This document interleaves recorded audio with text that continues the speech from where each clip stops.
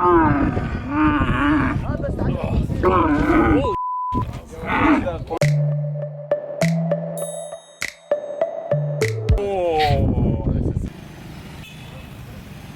we just finished up the Namibia portion of our trip. If you haven't checked out those videos, make sure you do so. But right now we're doing a special bonus episode, 24 hours in Egypt. We're headed to the Sphinx and the Pyramids of Giza right now. It's a little surreal because I've always had a fascination with Egyptian culture, mummies, Egyptian gods, all of it. And afterwards, we're gonna check out some local cuisines. I'm really excited to say the least. Stay tuned.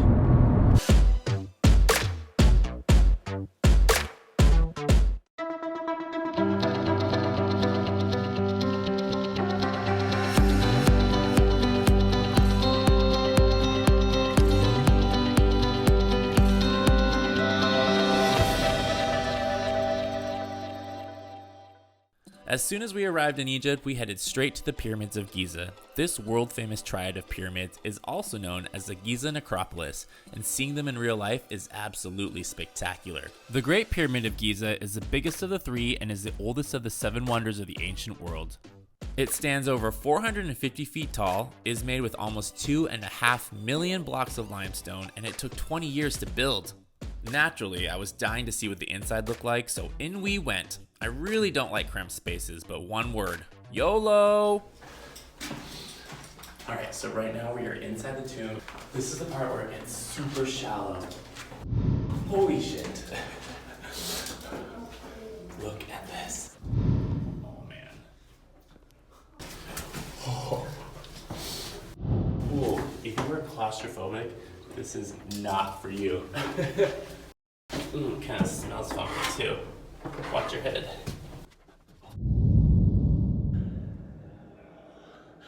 We are inside the Great Pyramid of Giza right now.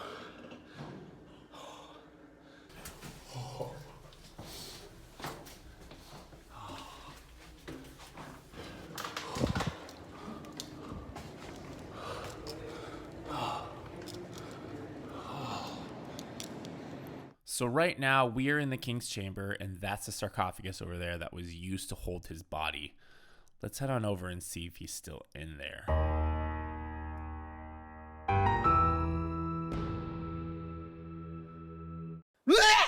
Haha, just kidding, it's empty. It's kind of hard to see in here. There's no lights. Whew. God, I'm out of shape, yo. After we survived our real-life Curse of the Mummy moment, we made our way over to the camel kiki at one of the main lookout points. There were camels on camels on camels, and it took me a hot minute to choose one. Camels are pretty much designed for desert living, as it can lose up to 40% of its body weight before becoming stressed, which equates to about 5 to 7 days without drinking water. Their hump stores fat and acts as an energy source when food is scarce, and will shrink and become soft and floppy. Oh boy, that sounds sexy. In many ways, the camel are akin to their cow cousins, providing transportation, food, and fuel. The meat is similar to veal, the milk is very nutritious, and their shit can even be used as fuel. These goofy creatures are pretty amazing if you ask me.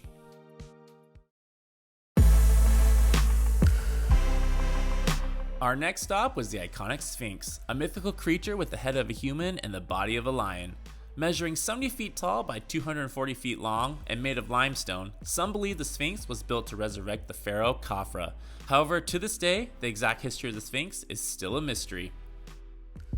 All that sightseeing really worked up an appetite, so we headed to lunch, but first made a quick stop at the local fruit vendor where we found fresh prickly pear, which is actually the fruit of the cactus plant. So that fig is very popular in Egypt. All right. In summertime, it's part of the cactus, and we like to eat it cold. But now we eat it fresh. It's very refreshing, even though it's not cold. It has a lot of seeds to it, so it adds a lot of texture to the fruit. It's not super sweet though. And it's very juicy. But fresh and very healthy. Yeah. So good. After stuffing my face with cactus fruit, we headed to Abou Tarek Koshary restaurant. Oh look, there's the man of the hour, Abou Tarek himself. The restaurant is made up of 4 floors, and as the name of this eatery implies, is known for some of the most delicious koshary in the world. Koshary is Egypt's favorite street food, and I don't blame them. This dish is packed with nothing but delicious and hearty ingredients. All this koshary talk is making me hungry. All right, Hanan, so what do we have here? So we are now in Abou Tarek Koshary restaurant. The koshary is a typical Egyptian dish. Why is yours different? Yeah, because I don't eat a lot of lentils. You don't eat the so, lentils. Yeah. Okay, are these lentils fried? No, boiled. Just boiled lentils? Uh-huh. Okay, show me how to put this together. First, we start with a bowl full of macaroni, broken spaghetti, rice, and lentils. Then we add a little hot sauce to that warm tomato sauce. Some salt, give it a mix, and pour it all over those beautiful carbs galore.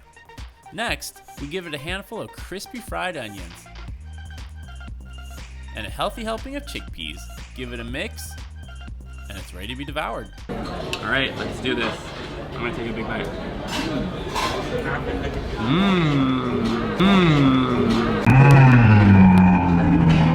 That is delicious. So the mixture of the pasta and the rice, 2 carbs that I love, and then we have the lentils, which is really hearty. We got the chickpeas, the tomato sauce brings brightness. It's like a perfect combination. I can see why there's 4 floors dedicated to one dish, because it is absolutely delicious. It's delicious and very popular. I can see why. So good. Definitely gonna eat this whole thing. The last stop of our 24 hours in Egypt was dinner at Naguib Mahfouz's coffee shop, which was more of a restaurant than coffee shop. We started off with a couple hearty dips, followed by a few delicious entrees, then more pita, and a couple more entrees, more pita, and one more dip. Hannah didn't think she'd be eating 7 dishes with me tonight, but she is. What can I say? I'm a lover of food and I like to try everything at least once. We finished our meal with something I've never had before, a whole roasted pigeon stuffed with rice and delicious seasonings. Traditionally in Egypt, we eat it as a sandwich. Oh, it has no bones in it? It has little bones. Little bones. But you eat the bones too? If you can. Really? Yes. We have a dish like this in Chinese cuisine where it's a roasted squab, but it's not stuffed. And I would stick the heads on my sister's plate and freak her out because she hates birds. But these ones don't come with the heads, and they stuff it with rice, tie the legs back, and tuck the wings underneath. So do I just cut into it? No. Like this, just pick it up. Okay. Hold it. Here. Oh, hold it from here. Yeah. And then I eat it from here. Shut up. Yeah. Like this? Okay. Please. Like this? Okay. Bon appetit. That's really good. Yeah? Mm-hmm. You already ate it. I didn't even know I ate the neck already. I wasn't expecting that. That's how the Egyptian way. That's really good. Yeah. Your sister needs to see that. If you start using a knife and fork, you will messy. lose the test because he will put every piece aside, you know. True, it makes sense. The skin is really crispy, very tasty because all the fat and it's just rendered out. And then you get that delicious, flavorful rice inside. So it's kind of like rice wrapped in chicken skin, but pigeon skin instead. Pigeon, yeah.